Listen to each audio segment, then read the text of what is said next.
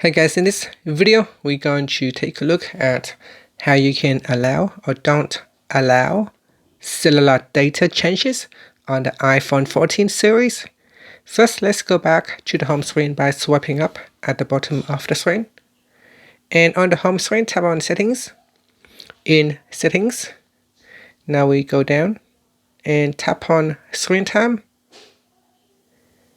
Next, in here, go down and tap on Content and Privacy Restrictions. Then we go down and tap on Cellular Data Changes.